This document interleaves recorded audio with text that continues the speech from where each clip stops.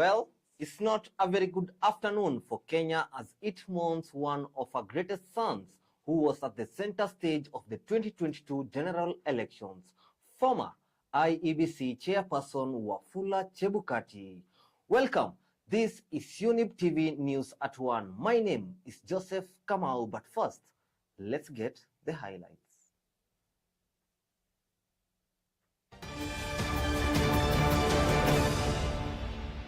I've traveled around this country, and there's something that I know some stored projects which have been there for more than 30 years. Despite numerous engagements with government authorities, two critical issues remain unresolved, making it impossible for hospitals to sustain operations. Nataka kueleza serikali na Rais William Ruto, toa schedule. Sema siku unataka kushika wajumbe, tutakuja kotini. Provide a schedule for us. The case against Ian Njoroge, this case has as good as flopped. We told the nation from the very first day that this case was bound to go nowhere. We were able to recover around 32 bales of cannabis sativa. One bale weighs around 66 kilograms.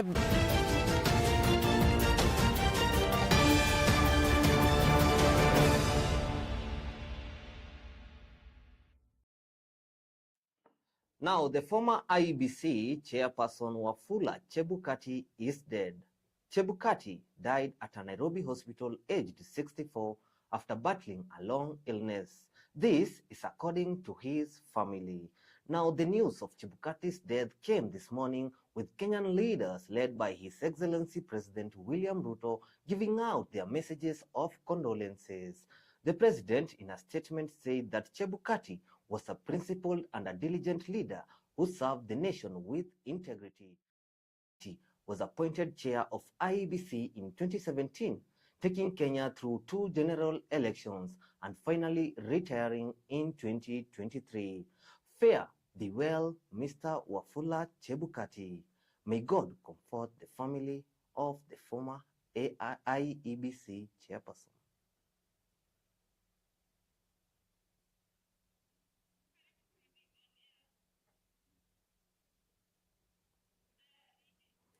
Story next, mbio. Story next.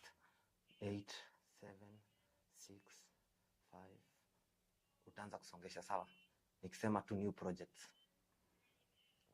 Now, on the next story, Justin Muturi, the Public Service Cabinet Secretary, reappeared in Parliament after several days of low visibility in the government. This time, he continued to attack the government he serves for starting new projects while many others have stalled. During his appearance before the National Assembly Labour Committee, Muturi addressed the accusation of undermining from within by dictating that no public servant would lose their jobs amid the restructuring of state corporations. Here is the report. I don't know whether there's something wrong with our psyche as a country. Because the chairman, I'm saying this because I've traveled around this country.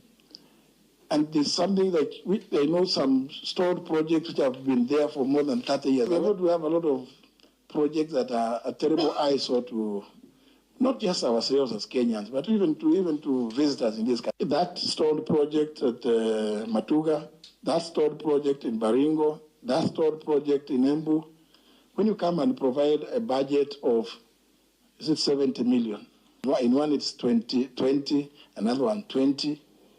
Then the one in Embu here, the contractor who is already on site is owed 321 million, and he has already given a notice for interest payment of the pending bills of 60 million. Then you come and allocate 80 or 70. Sure. If we don't have enough to do all of them, can we finish one? Can we get enough allocation to finish one? So that in the year that follows, you can do the other. Because 20 million is it's not even a drop in the ocean. It's become a situation. It's not a drop. Ni kama saliva. Wangwana wa Mandera hamjambo. Even if there were to arise need for retrenchment, appropriate compensatory processes would have to be thought out. Now, more than 600 hospitals affiliated with the Rural and Urban Private Hospitals Association of Kenya, RUFA, are announcing their intention to suspend services under the Social Health Authority, SHA. The association states that the decision comes after the government was unable to settle pending NHIF bills amounting to 30 billion shillings, and in light of current systemic issues with SHA. This situation jeopardizes thousands of patients dependent on private health care. Despite numerous engagements with government authorities, two critical issues remain unresolved, making it impossible for hospitals to sustain operations. Number one, the settlement of historical NHIF arrears amounting to Kenya shillings 30 billion. Number two, we reject the unworkable SHA outpatient reimbursement model. Tumeiangalia na tukaona kwamba haiwezekani kupeana huduma za afya kutumia mfumo huo. Mfumo huo ambao unatoa shilingi 900 kwa kila member kwa mwaka. To explain paying 75 shillings for a diabetic patient, a hypertensive patient. We know that our dialysis centers are collapsing under the burden of NHIF claims. It will be tragic that from Monday you would expect dialysis patients to start going back to their pockets. This is not the situation we've wanted. We want to protect the sector. MKL has failed to pay hospitals for the last 1 year. No single hospital has been paid by MKL. MKL has been forcing hospitals to accept arbitrary and unexplained discounts on true claims. We also note that MKL happens to own its own clinics and that it has been favoring these clinics in an uncompetitive and unethical manner. Now, dramatic scenes unfolded outside the Kiambu Law Courts as George Koimburi, the troubled Juja MP, hopped onto a motorcycle in an attempt to flee from the police.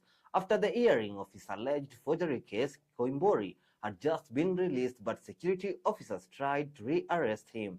Legislatures allied with the former Deputy President Rigathi Gachagua and the lawmaker have condemned the action, labeling it a government attempt to silence critics and suppress demands for accountability. Court has been able to admit him to bail, pending a ruling, a substantive ruling on the same matter. And that's why we have him today as a free man. And that's why we are saying that through the use of the law, we shall overcome all these challenges. I want to encourage the honorable member to make a motion on the floor of the House and question the expenditure which went on in African Union campaign. Na mahali imefika, nataka kueleza serikali na Rais William Ruto. Toa schedule. Sema siku unataka kushika wajumbe, tutakuja kotini. Provide a schedule for us. Because the way you are behaving in a manner that you want to intimidate us. Why send police to come and arrest a member of parliament whom you have given a police officer as a bodyguard? Just call the bodyguard and tell that Mheshimiwa, we need him somewhere. Let us get that schedule so that I know when I'm going to be in a police station, I dress properly. Go and sleep in the police station. But this is not fair. If indeed the problem was Rigathi Gachagua, why is he punishing a whole community? Why is he punishing a whole region?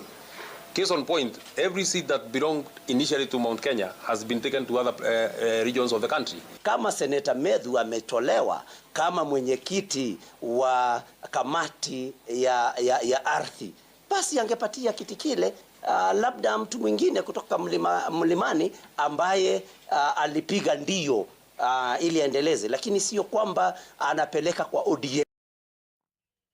Now, still on matters, Court Corporal Jacob Ogendo, a traffic officer who was attacked by a 19-year-old pedestrian on Committee Road in June of the previous year, has retracted the case and granted forgiveness to the university student. The officer, appearing before Milimani Criminal Court Magistrate Ben Mark Ekumbi, expressed that he had forgiven the young man as he considers him like a son and is mindful of Ian's apology. Ian was discharged by the court accompanied by his parents and former Nairobi Governor Mike Mbuvi Sonko, and he promised not to commit the offense again. So I'll allow that application and discharge the accused person pursuant to section 204 of the Criminal Procedure Code. So I'll have also the surety discharge and the surety document returned to the surety. So I think we bring this matter to rest. Yeah, and I'm glad once again that the matter was settled amicably. So I thank you all. The case against Ian Njoroge, the highly publicized case against Ian Njoroge, the incident that occurred at that time when he was arrested. We want to thank Ian Njoroge for remaining strong, for remaining forthright as a young Kenyan with a future, that as a young engineering student, this matter has weighed heavily on him. But he has stood out as a man and he has fought it, and now it is a thing of the past. We want to encourage Ian that for avoidance of doubt, there's no criminal record behind you. This case has as good as flopped. We told the nation from the very first day that this case was bound to go nowhere. First of all, thank the Lord for this day. It's a day we've been long awaiting for, and finally it has reached. For all the support I've received especially from former Governor Mike Sonko, he's been with us to the core until to the last time. I really thank him for all the help he's given us. For my parents too, my mother, my father, for the support they've been with me, and all parties involved. Thank you, and may God bless you all. I want to thank the DPP, the lawyers. We all oversaw this process together as a team. Kwa hivyo yetu ni kuwashukuru na sana sana Ugendo. You are a parent. Thank you very much for what you have done to Ian. Na wewe Ian, enda kwa kijana mzuri. Sawa sawa? Next time utapiga askari yako na chuma, unaelewa? So cheza chini, punguza hasira. You're still a young boy. You have a long way to go. Sawa? Yeah. Be good. Tuendelee na maisha. Now shifting focus to Nakuru County, police in Londiani have seized 32 bags of bang worth 480,000 and apprehended a suspect who was transporting the drugs from Uganda to Kitengela in Nairobi. During the operation, the Toyota Premio saloon car that transported the illicit drug was also seized. Agnes Kunga, the police commander for Kipkelion East Sub-County, assured the residents of the police dedication to fighting drug trafficking. This morning around 2, our officers got information from members of public that there was a vehicle that was traveling from Kericho, destination Nakuru. And therefore they moved out very fast. They went up to junction. That's when they came across the vehicle KCB 016B. J016J. The driver was not willing to stop, so the officers had to deflate the tires, whereby the driver lost control of the vehicle, and they were able now to stop. Out of that, the vehicle had 4 occupants. 3 managed to escape. There was a lady passenger whom we managed to arrest. The vehicle was towed to Londiani police station, whereby we were able to do the search. We were able to recover around 32 bales of cannabis sativa. 1 bale weighs around 66 kilograms. The cannabis sativa was from our neighboring country, Uganda, and the destiny was Kitengela. So it appears it's something they have been doing, and today was their 40th day that we were able to apprehend them. And I believe that with the information that she's going to give us, we will come out with a very conclusive investigations, and she will have to appear before court. And also the members of public, they're of great help to the police. When they give us any information, we are able to move out and we are able to apprehend the same. Now, the Holy Father and the leader of the Catholic Church, Pope Francis, has been taken ill and was admitted at Gemilil Hospital in Rome on Friday. In a statement released by the Vatican, the pontiff had developed breathing difficulties during a meeting and had to be rushed to the hospital for further treatment. The Vatican says that the Pope has bronchitis and will be forced to cancel his schedule for the coming days, including holy masses at the St. Peter's Basilica. However, in a recent report, the Vatican clarified that the pontiff was showing slight improvement health-wise.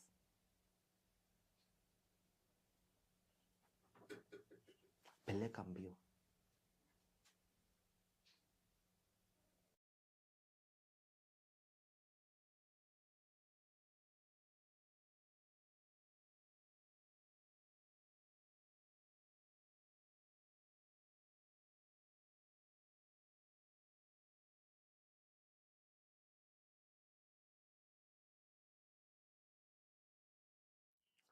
Now into sports. Police FC, the leaders of the FKFPL, experienced a 1-0 loss to Mathare United in their match day 22 encounter at Dandora Stadium. In a dramatic turn of events, Paul Kinyanjui from Mathare scored a last-minute goal that prevented Police FC from securing an important draw in the title race. Simultaneously, the title holders Gor Mahia faced Bidco in a closely fought contest that resulted in a goalless draw. So kitu kwanza nina furaha kwa sababu ya hizo alama tatu. Ndani ya usajili wenye tumefanya katika second leg, I think pia inatupatia motisha. Na pia la pili nina furaha kwa sababu opponent wale and especially second half amekuwa so direct. So na I think mahali pia nimetoka nilipata the same kind of football. So I think haikunipatia matatizo kuprepare kwa timu zote mbili. Kwa sababu nikiangalia game ya Polisi na Bidco, again walikuja hivyo wakakuwa tu direct. Na vijana wangu they knew what to do katika wakati huo. I think hiyo bao pia imetoka na wakati wa transition. The best team has won. Na pongeza Mathare, they played well. Walikuja na program nzuri ya ku maintain. Nikiangalia hata gisi mechi imekuwa, tulideserve kufungwa hata zaidi ya moja. Walipata nafasi nyingi, kipa wetu ka save sana. Hatukuwa clean, kwa tulipata nafasi ziko clear kuliko wao. We miss. Sasa wao walikuwa ku maintain, kwa hiyo nawapongeza the best team. Walikuwa ni siku yao, si hatukuwa vizuri. Well, we have come to the end of our news bulletin at 1. My name is Joseph Kamau and this is Younib TV News at 1.